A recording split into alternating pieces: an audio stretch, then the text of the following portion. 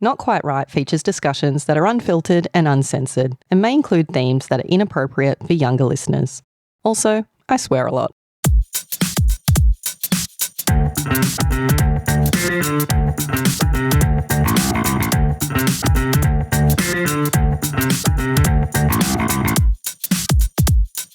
Something doesn't seem quite right.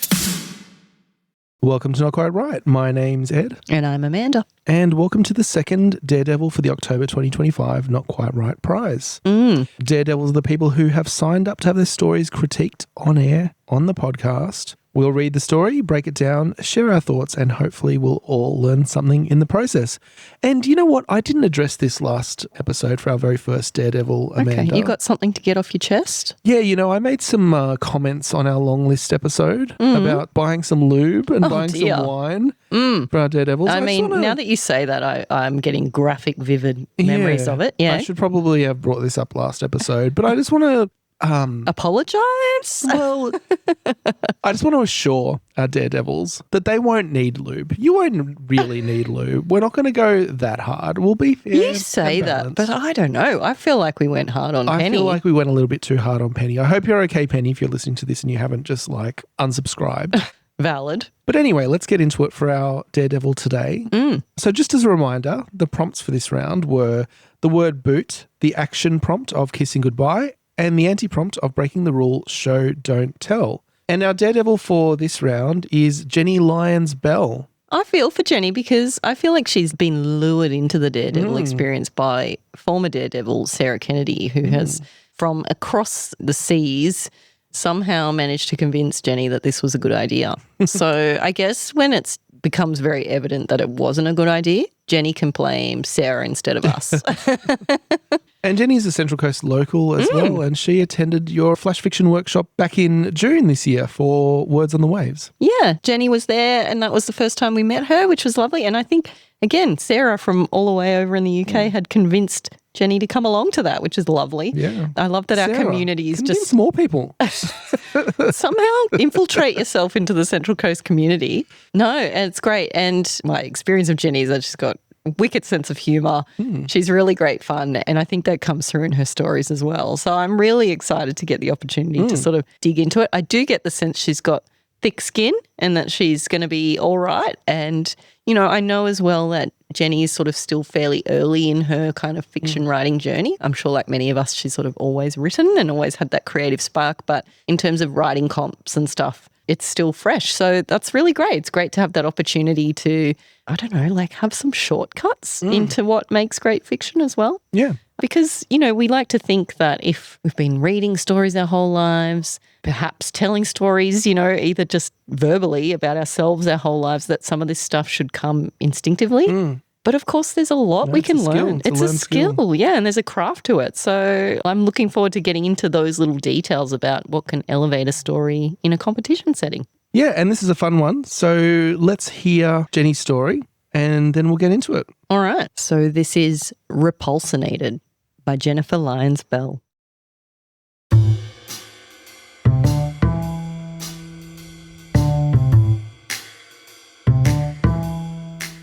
His name was Matt. Sadly, Matt had not lived up to my expectations. Becky, here's your ice cream. Matt said. I told you I don't want one. I also told you that it's Rebecca and that I hate being called Becky, I said. Did you? His tongue was like an enormous slug as he licked his ice cream.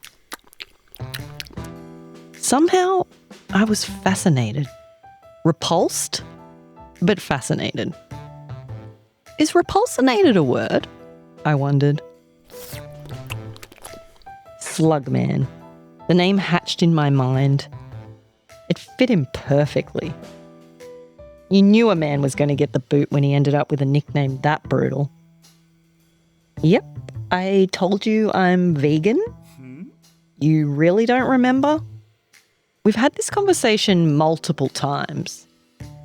Slugman, I added silently. His inability to listen was the theme of the date. He squinted. Oh, yeah. Right. Well, more for me then. He shrugged and took another lick. This time from my rejected cone. You enjoy those, I said, valiantly trying to maintain my polite poker face. Slugman. The name had become an intrusive thought. How had I ever thought this guy was hot? I must have been ovulating the day he asked me out. Fucking hormones. I glanced at my watch. The last hour had dragged. Matt, I don't feel well, I lied. I need to go home. You're probably hungry. You didn't eat anything for dinner. He mansplained. It was a Brazilian barbecue. I couldn't eat anything on the menu, I said. Why didn't you tell me? We could have gone somewhere else. Seriously, Slugman? I did tell you? I was itching to smash the ice creams into his face. No, you didn't. Silly me.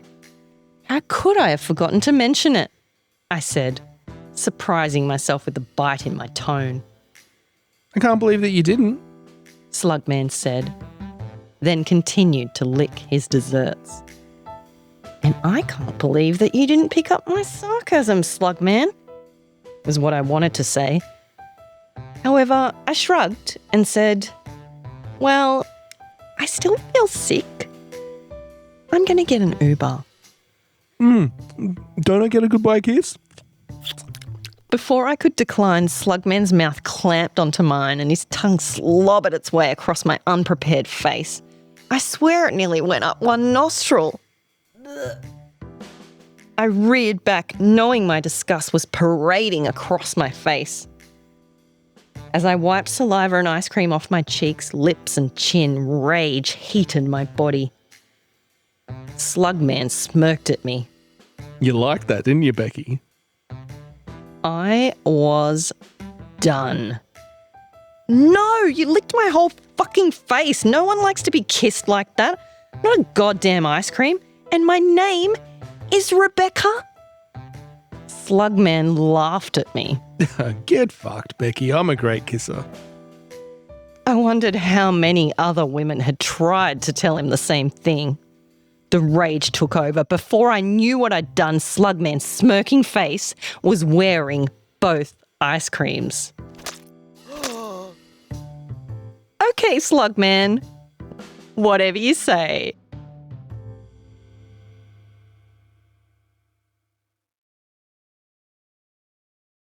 Well, thanks, Jenny.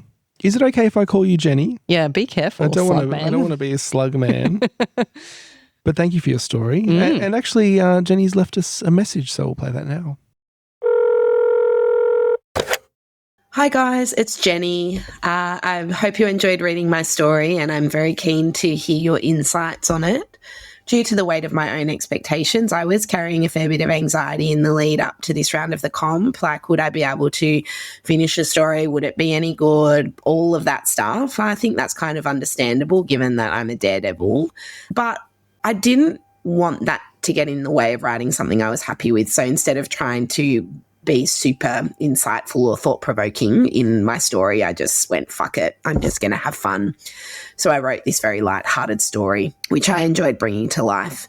Actually, the very small part that inspired the whole story is based off a real-life event where I have actually had to tell a man at some point in my dating history that he was kissing me like I was an ice cream cone and I did not enjoy. Thankfully, he responded a lot better than poor old Slugman did. So there you go, real life events, inspiring stories everywhere. Something that I would like your thoughts on is where it's relevant to put a little, I guess, a dialogue tag when the character is having an internal moment. You can see when you're reading it where there's italics, it's not an out loud thing, but then when that story might be getting read aloud, it sometimes isn't as clear. And I guess I've answered my own question there. Like, I need to work on the clarity of that. There is a moment in my story where I've written, I added silently after a little internal moment. And that little tiny tag went in and out of my story so many times during the editing phase. And just some thoughts on that would be great. Thank you. So I love that this was coming from like a place of deep emotional truth, you know what I mean? And like I think for many women this is a relatable scenario, whether it's your slug man or insert nickname here. And I don't know if that's a thing men do as well, but it's certainly a thing women do. Like disappointing men will get these nicknames that stick, and like once you've got that, like it's too late for you. What are some nicknames that you've come up with, Amanda? Oh, I've been pretty lucky, I have to say. What about that boy who didn't share his His lollies? lollies. Yeah, his nickname was Paul.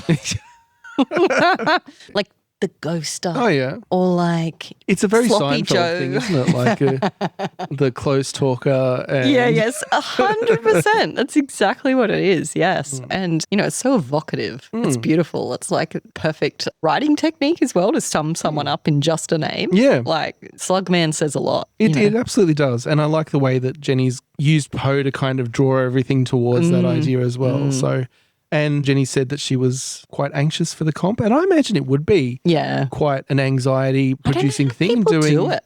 that when you know you're going to be a daredevil and like there's not only just the idea that you're submitting for the competition, but also that your story is going to be read out, like that's quite, it's a lot. quite traumatic, I think.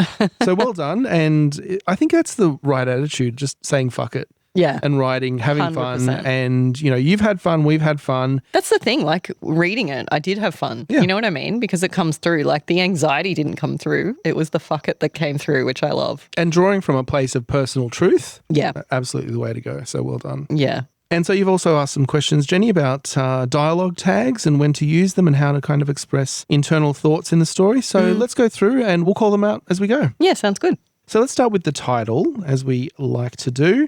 And this one was Repulsinated, which I love as a title. In fact, it reminded me a little bit of Tom Brodkin's Regurgitate, Oh, yeah. if you remember that story. A new word, so by no means the cliche. It's not a cliche. It reflects something that happened in the story, eye-catching and also easy to remember. So ticks all the boxes there. Yeah, true. I mean, this is a Daredevil. We can't go too easy on Jenny. So I would say, look, I'm not sure that the fascination part came through as much as the repulsed part did. So if we are talking post-single effect, and if the effect that you want to evoke, the emotion that or like feeling that you want to evoke is repulsinated, which is a perfect like goal in terms of like a very, very specific feeling that you're trying to evoke, I think you would have needed to lean a little bit more heavily into the fascinated side of that too, to like really pay off that, because this comes across more as repulsed, irritated maybe, and over it. I didn't sort of get the fascination. And I think if you wanted to lean into that fascination, you could have maybe like gone hard on like that sensory description of how he licked the ice cream and how that felt to you, and kind of almost I'm watching like a David Attenborough documentary about a slug. Yeah. I don't want to jump ahead too far in my notes, but I actually had that as an idea for this story, as have him literally transform into a slug. Oh, wow. And maybe not in the physical realm, but in how she perceives him. Because we have that moment where he licks the ice cream and it's his tongue, and like that's a great moment and that's a great place to start. Yeah. But then maybe escalating like. It could be then, and then all of a sudden he's got like antennae or whatever the slugs have, those little things that poke out of their heads. And then all of a sudden he's leaving like a snail trail where he goes, that kind of thing. Just to, I mean, that's an option. I'm not saying definitely go with it. But I mean, you can do that in like a less literal way, I guess, where he leaves a smear on the table, or he touches her leg and it leaves a smear of ice cream, and you can kind of really lean into that metaphor of him being a slug, but like stepping it up each time. And yes, if you do want to bring in that fascination as well as the repugnance or being repulsed, then when he does like leave that smear of ice cream on you, it's gross and you're repulsed, but at the same time, it's got this sheen to it that's kind of silvery. Do you know what I mean? I do. And it's also like an element of dissociating from the scene as well, if you're in that position. Yeah, I think this reflects well on the story, like how excited we're getting about like these ideas and like workshopping what is like a really cool core of an idea, and like how you could push it harder and like really, because we're talking flash fiction and in a competition setting where you really need to like not just tell a great story, but like tell a memorable next level story, pushing the limits in that way can help do that. It's one thing to kind of have this guy who's a bit like a slug. It's another to like push that metaphor. And like there's a line. I'm not saying you always want to like go hard on everything. Like sometimes that's too much. But I definitely think in this case, like there's scope to push it a little bit more. Totally. All right, so let's go through the story. So the opening line is his name was Matt, right? Which is, to me, like was very reflective of this point that I keep hammering about, like name your character at the start of the story. Like how much more direct could you be about naming a character? Yeah. When we revealed the names and I saw that this was Jenny's story, I'm like, oh, she's making a joke here. I've since discovered on social media through Jenny's replies, like that was totally unintentional. And apparently somehow I've managed to seep my way into her subconscious instead. So I'll take that. It also could be an element of the tell, don't show here because like that's how you might start a story. His name was Matt. Well, and it's also, of course, like his name was Matt, but now he's Slugman. Like, so you've given us... His name was Matt. Yeah, his name was Matt, and now, like, he's Slugman. So it's that morphing of identities as well that she's playing with, which I think works really well. And, I mean, we talk about her name too. We've got Rebecca versus Becky and, like, how that impacts her identity and all that sort of stuff. So I think that theme of the name, it flows through the whole story. So I think it's an appropriate place to start as well. And it goes to show, I mean, I know that you, in terms of harping on about naming your characters, I think you're a bit better these days. You're a bit more reformed. But it is a great idea. I can regress at any moment. Just poke me and I will. Yeah, it does definitely help create that picture of the characters. Yeah. I mean, the whole thing I've said from the beginning is like it's not necessarily needed every single time. But, you know, when you meet someone, one of the first things you usually learn about them is their name. And the name carries a lot of subtext. You know, a name carries a lot of information about a person. And in much the same way that the name Slugman carries a lot of information about a person, you can sort of start to form quite a picture of maybe a bit of their cultural background, who they are, gender, of course, in many cases, and age sometimes. And like, of course, in flash fiction, we choose names carefully to carry some of that information so that we don't need to explain it. Yeah. All right. So I'm going to return now to this idea that I talked about in the last episode about the dark stage, setting the stage when you first start. And we are dropped into this scene very quickly, which I love. Like we're straight into the dialogue, we're straight into the scene. You have two characters, you know their names, and there's ice cream happening.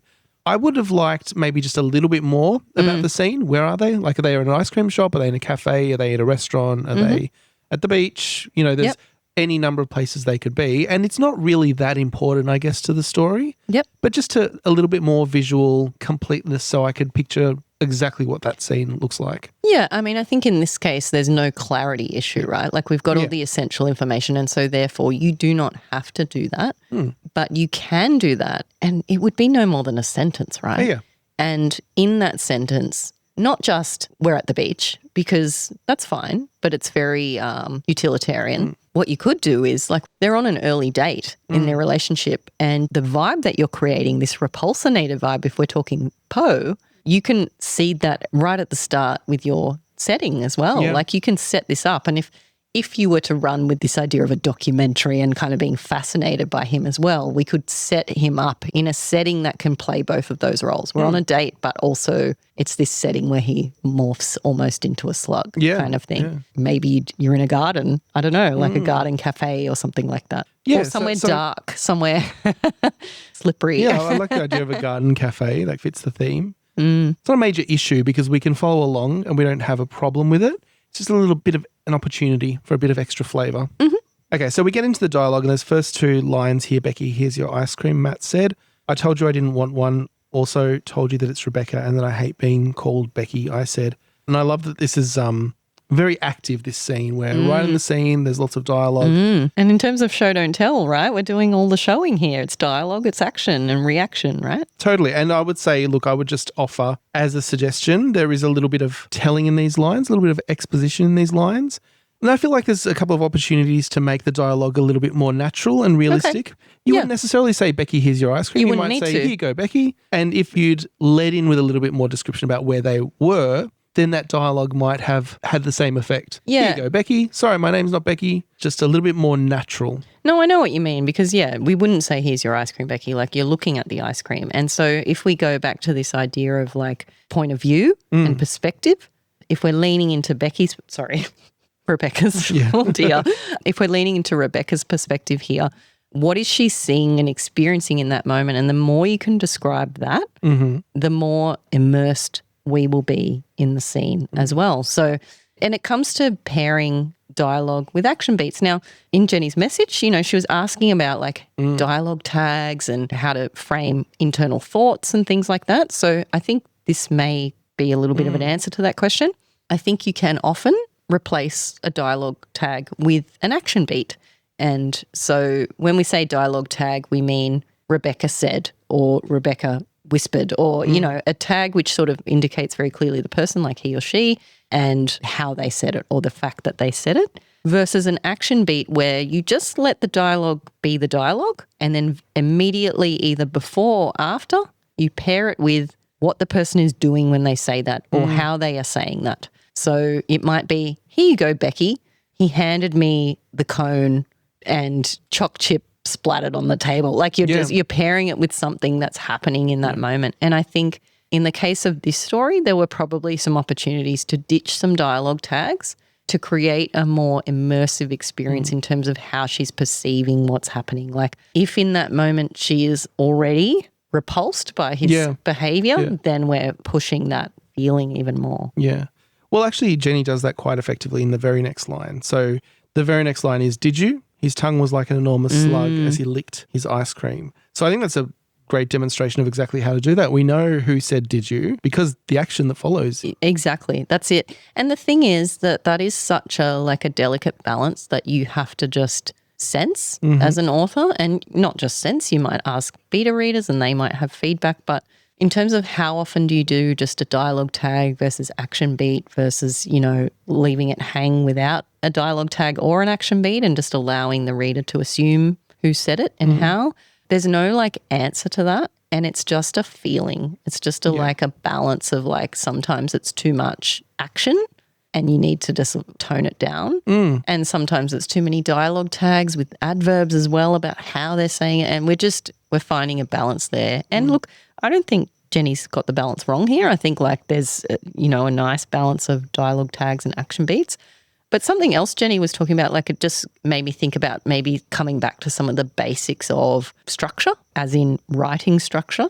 And I can see here, for example, you called out, did you? His tongue was like an enormous slug as he licked his ice cream. Somehow I was fascinated, repulsed, but fascinated. Now, that is all presented on the page as a single paragraph. And what I would say about that is just a very simple rule. Every time you change the person who is speaking or the person who is doing the action, drop onto a new line. Yeah. And, that wouldn't have come through in the reading here of that we've given, but on the page that comes through, and that helps the reader's clarity as well. Yeah. So there's no line break here between, did you? His tongue was like an enormous slug as he licked his ice cream. And then immediately, somehow I was fascinated, repulsed, but fascinated. But we've changed from him talking and licking to her being fascinated and repulsed. And that needs to be split out. And the following line relates to Jenny's other question. So the following line is repulsinated a word, I wondered. And so Jenny's put is repulsinated a word in italics and then added the tag, I wondered. And that's technically correct in my view. I think stylistically most people italicize internal thoughts, and you can then have it's not a speech tag or a dialogue tag. It's similar thing. It's a thought tag. I don't know what you would call it necessarily, but same sort of thing there with the I wondered. I think personally the I wondered there is not necessary because we have the italics, and to me it's clear that that's an internal thought and that is how I tend to read stories, and I don't think that I wondered part is necessary. And I think to some extent that can impact our immersion in the scene and kind of draw us out of the scene a little bit because we remember there's an author again when they say, I wondered. And if we just said, is repulsinated a word and left it at that, we're much closer in Jenny's perspective. So it's a balance, and it's something that comes with experience and time. I think if you've got good beta readers, they'll be able to say, I don't think you needed that. Yeah. I think this was clear. You don't need to say it. And then in other instances, sorry, I'm confused. Who's speaking now? And then you need to add some of that stuff back in. So it's really story by story and moment by moment. And I think it is something that good beta readers will help you pick up. All right. The next line, Slug Man. The name hatched in my mind. It fit him perfectly. You knew a man was going to get the boot when he ended up with a nickname that brutal. Love the po there of Slug Man hatching. I don't know if slugs hatch, but I imagine they do in one way or another from the lava. It's got the same gross vibe. Yeah. I don't know that they hatch. I don't think slugs have eggs. And I don't want to Google it either. There must be some hatching involved somewhere in the life cycle. You say that struck me as Poe, and we talk about that like it's, just something everybody's going to know what it means. But like, what does that mean exactly for someone who's just tuned into this episode and never heard us whinge about Poe before? Yeah, so it's Poe's single effect. So we're talking about all of the elements of the story pointing towards a single emotional effect.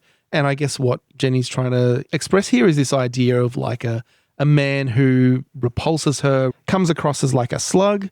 And so we start adding elements of slug-like behavior and just words that reinforce that. And I think hatched is a word that reinforces that idea of a slug. Like, just out of curiosity, I want you to give me like 3 other words that have slug vibes for you, just in general, not from the story, but like give me slug, give me Poe, give me slug. Go. Okay. Well, I think I've mentioned them, like the little slippery snail trail that a slug leaves. You could also, like a slug's munch on things as well. I'm imagining now like the very hungry caterpillar, like the way it munches on a leaf. And slimy, obviously slimy. But yeah, you got to find little words that relate to that. I guess hatched works. What other verbs? Slithered, I guess. Yeah. But, well, the licking and the kind of sloppiness of that for sure. My fetus slopping in this trough. Sloshing around. Just sloshing around. So again, for context, it's hot and her, again, if you will, and we have our feet submerged. In my case, an esky. Yeah, I've got some sort of tub. One of those tubs you get at Bunnings, the round ones with the handles. And And it makes all the difference. It really does. We're just slip-slopping around in some water here. So this So if it sounds like we're recording from a swimming pool. If it sounds like we're licking an ice cream cone in a sloppy fashion, that's why. Halfway to becoming slugs ourselves. A little. Okay. So just on this little paragraph here, I wanted to bring up a more general point about this story, and I think it's probably the appropriate time to do so here. Why don't you mansplain it to us? I will. You in a mood? No, it's in the story. It's the Canadian Club, isn't it? You just cracked open a new Canadian Club and you're getting all feisty. It's the rum, actually. I'd rum before this. It makes me aggressive. I'll tell you what it is. It's not the Canadian Club. Do you know what it is? What? Fucking hormones. All right. So I think this is a good time to just raise a more general point about this story as it fits into this paragraph here. So you knew a man was going to get the boot when he ended up with a nickname that brutal. And like, I love the idea of snug man. Snug man is a different kind of man. It's cute. Oh, snug man's a green flag. Okay.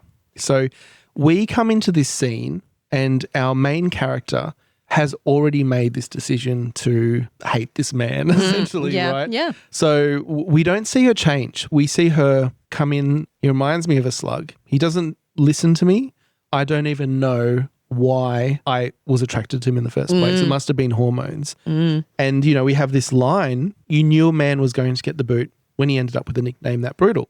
So very much in the opening lines of the story, we kind of know how it's going to end. And we don't really see a change in that character's view of Slugman throughout the story. So I think to, transform this from like a nice little scene, a vignette, into a story, maybe we needed to see at the start of the story that she was attracted to him. Yeah. And watch her change as he transforms into this slug. Maybe she thought he was very suave at the start and he was buying her an ice cream or whatever they're doing, you know, and that perception slowly shifts as these events kind of unfold. Yeah, it's like what triggers that realization that he's a slug? And it's the licking of the ice cream, right? But if that was more of a central pivotal moment of the story, and if up until that moment she had been into it, and then the licking of the ice cream is like, uh-oh. Well, it was even before that. It was in the very first line when he gets her name wrong again, like after being told, right? So that is the red flag. And then the licking of the ice cream kind of puts her over the top. Yeah. Well, we don't see that starting point of attraction and that change. And her excitement to see him and like, oh, we're on this date and like it went well last time. And then like I think that would have amplified the comedy as well because it is funny when she's like, oh, fucking hormones. That's a funny moment. Yeah. But you could have amplified that even further of like revealing that. Like, and so she comes into this still on a high from their last date. And then is like, oh, shit, I didn't see the reality here. All right, so let's move forward. Yep, I told you I'm vegan. You really don't remember? We had this conversation multiple times. Slug man, I added silently. His inability to listen was the theme of the date. And I do love these uses of the word, like the way that Jenny inserts Slugman into the story as part of the story with the italics showing that it's clearly not part of the dialogue. It's a thought. It's difficult when we read it in audio form for that to come across, but when you're reading it on paper, it's very clear that that's the internal thought that accompanies what she says out loud. And that can be fun too, like what a person says versus what they're thinking. That can carry with it some like good drama. And so on that line, I think there's a couple of opportunities.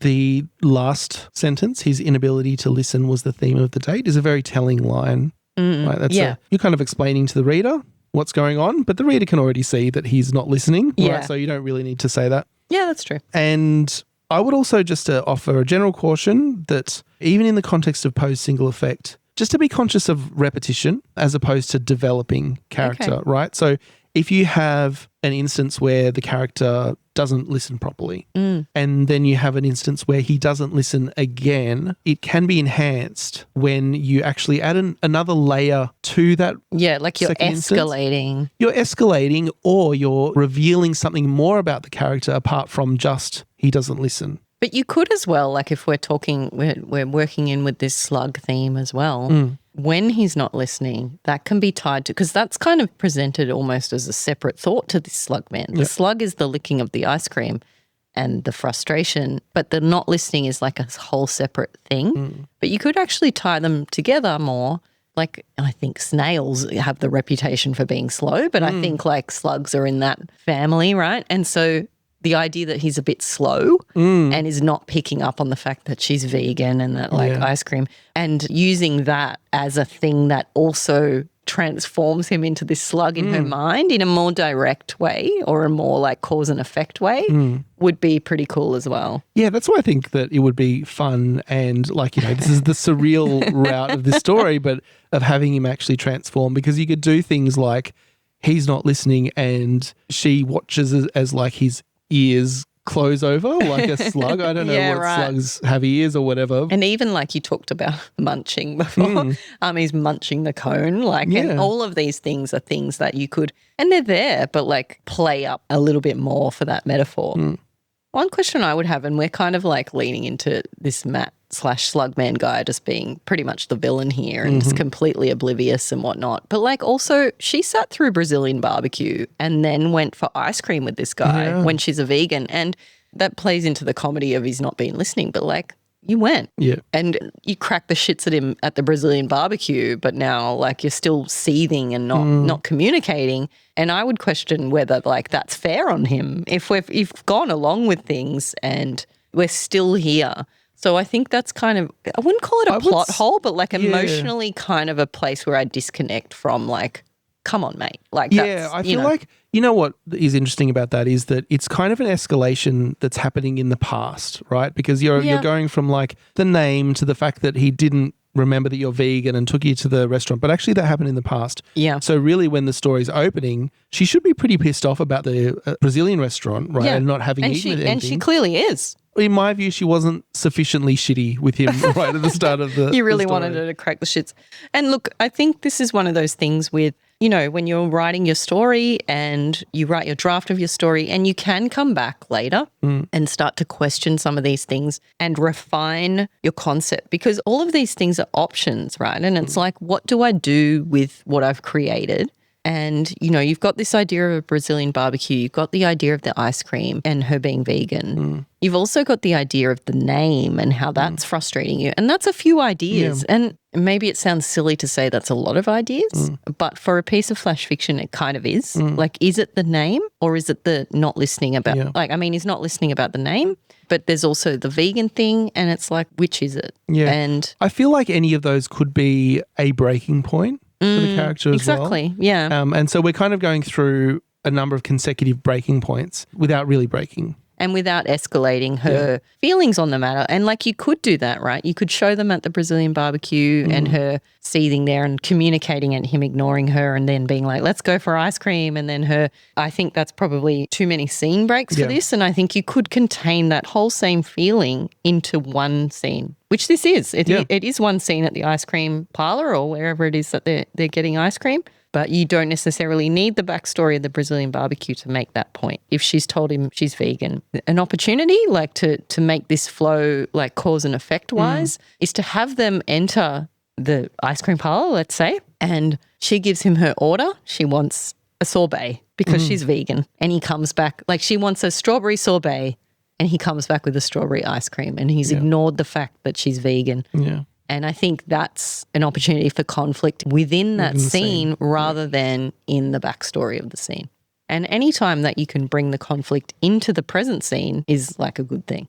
I do like this line, slug man, the name had become an intrusive thought. And I love that idea of the intrusive thought of just like... That's all you can see now. Yeah. Like, he's a slug. Yeah. So we have a number of interactions here. He takes a lick of her ice cream and you could push that, right? Like he's licking it while she's holding it. Do you know what I mean? Like you can really force that idea of him being gross. Yeah. So you've definitely built up a lot of conflict within this scene. We have a moment where I glanced at my watch, the last hour had dragged. We often advise against this kind of thing where you call out the fact that nothing's really happened or that there's a bit of a time jump here.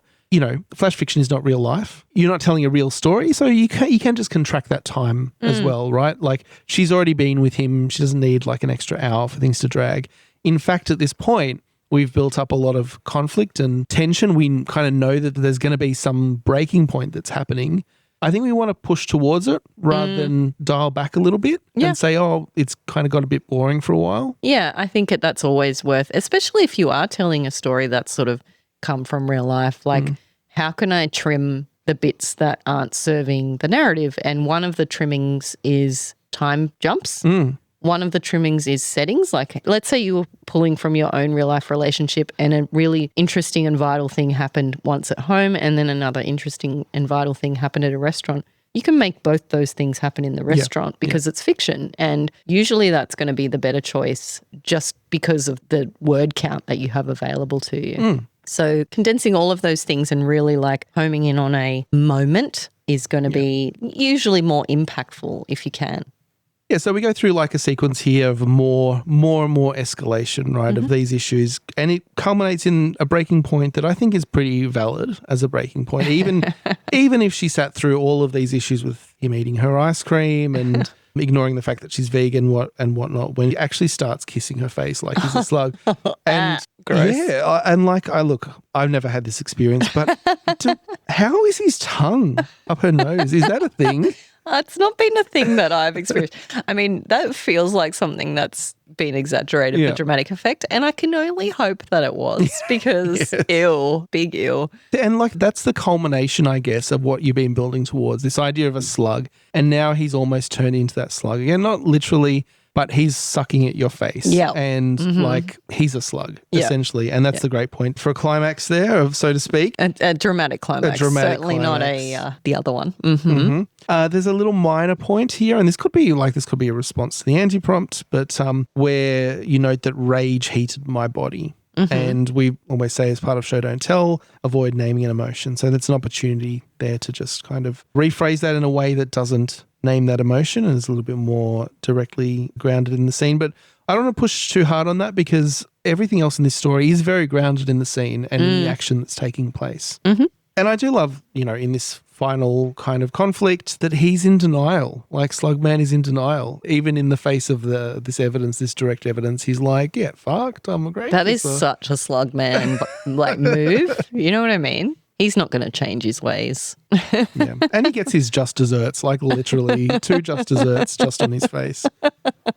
So great. I mean, again, the main thing that I would want to challenge and point out is just turning this into a story from this great scene, this funny scene of escalating craziness, just letting us see that change of that character from someone who is attracted to him to someone who's totally repulsed. I think that would be a great change to witness and watch that take place. And isn't that the vibe too? Like you go on a date, and you're hopeful. Like you don't go on that date like, I'm going to hate this guy. Yeah. You go thinking there's potential here. Yeah. And then to be disappointed again and to have that moment of like realization that this is not going to go where I hoped it would go, I think is like emotionally resonant experience that you're trying to tap into. So I agree. I think we could have that Slugman thing be much more of a pivotal kind of moment in the story as opposed to just like a theme that carries through. But like the emotional core is definitely here. We all feel that visceral repulsion, so you've done the job. And I know that Jenny got feedback in the Not Quite Right community, our online forum space,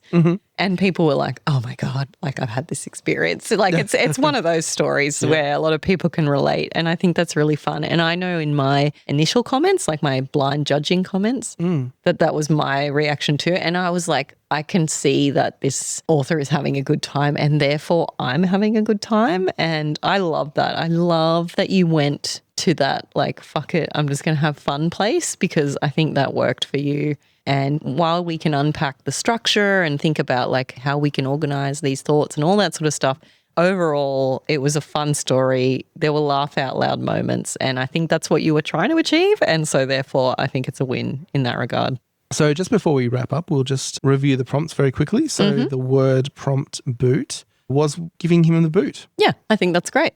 The kissing goodbye was like a pivotal moment in the story, which was great. And it wasn't just a kiss, it was a slobbery, sucking kiss. So yeah, anti-prompt wise, again, it does form like a pivotal part of the story, the fact that she is telling this man what's on her mind and he's not listening. Yeah, I think that was an interesting approach. And I think, like, you know, we already said that in writing terms, there was a lot of great showing here, which is excellent. And we did have a couple of moments we might have challenged in terms of like telling in a way that wasn't benefiting the story, like just a couple of lines here and there. But overall, I think like we got that real vivid picture. And I think that's a win. Like, as much as we want to push the anti-prompt in these challenges, like knowing when it works and when it doesn't is such an important skill to have. So I think Jenny handled it really well. I agree. And I think you're definitely moving in the right direction, Jenny. So thank you for volunteering to be our little lamb to the slaughter here. And hopefully it wasn't too traumatic for you. Hopefully it wasn't as traumatic as that slobbery kiss that no doubt you experienced in real life. Hopefully we didn't go too far up your nostrils. But yeah, just on a personal note, Jenny, like, I think you're wonderful and I love your energy that you bring to the competition, and we're so happy to have you, and I hope we get to catch up again soon, sometime in the, in the meet space, if you will, and talk writing again in person. Yeah, we might see your words on the waves next year. But that's all for this episode of the podcast. We'll be back next week with our third Daredevil. Another victim, ready to go. Lubed up and ready to be penetrated. We've gone nostril this time. Where are we going next time? Find out next week. I'm not quite right. But until then, ride on. Right on. We hope you enjoyed this special Daredevil episode of Not Quite Right. If you have thoughts on this story, follow us on social media and join the conversation. And if you'd like to participate in the next round of the competition, head over to our website at notquiteright.com. That's WRITE. Something doesn't seem quite right.